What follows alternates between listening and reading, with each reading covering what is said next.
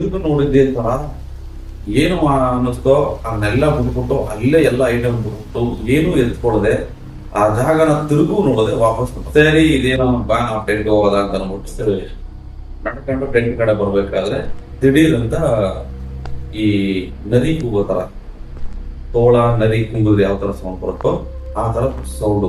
ಆ ಸೌಂಡ್ ಅಲ್ಲಿ ಹೆಜ್ಜೆ ಸೌಂಡು, ದಪ್ಪ ಹೆಜ್ಜೆ ಸೌಂಡು, ಮಣ್ಣಿನ ನೆಲದ ಮೇಲೆ ಕಾಲಿಟ್ರೆ ದೊಡ್ಡ ದೊಡ್ಡ ಸೌಂಡ್ ಏನ್ ಬರುತ್ತೆ ಆ ತರ ಸೌಂಡ್ ಬರ್ತಾ ಇರುತ್ತೆ.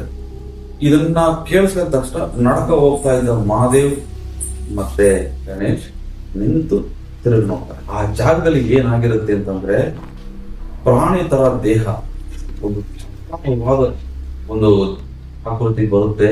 ಅಲ್ಲಿರೋ ಅನ್ನ ಮೊಟ್ಟೆ ಮರಿನ ಕಿತ್ತು ತಿಂತಾ ಇರತ್ತೆ.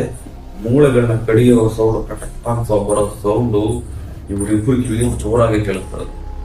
ಇದನ್ನ ಕೇಳಿ ಅಲ್ಲಿಂದ ಹೋಗ್ಬೇಕು ಅಂತ ಪ್ಲಾನ್ ಮಾಡದಂತ ಗಣೇಶ್ ಮತ್ತೆ ಮಹಾದೇವ್ ಚೆನ್ನಾಗಿ ನಿಂತು ಬಿಡುತ್ತೆ. ಏನ್ ಮಾಡ್ಬೇಕು ಅನ್ನೋದು ಗೊತ್ತಿಲ್ಲದೆ ಒಂಥರ ಬೊಂಬೆಗಳಾಗಿ ಇವ್ರು ನಿಂತ್ಕೋಬಹುದು. ಅವ್ರ ಮೈಂಡ್ ಅಲ್ಲಿ ಏನು ಓಡಲ್ಲ, ಏನ್ ಮಾಡ್ಬೇಕು, ನಿಂತ್ಕೋಬೇಕಾ ಹೋಗ್ಬೇಕಾ ತಪ್ಪಿಸ್ಕೋಬೇಕಾ ಒಂದು ಚೂರು ಗೊತ್ತಾಗಲ್ಲ. ಹಂಗೇ ನಿಂತು ಅದನ್ನೇ ನೋಡ್ತಾ ಇರ್ತಾರೆ.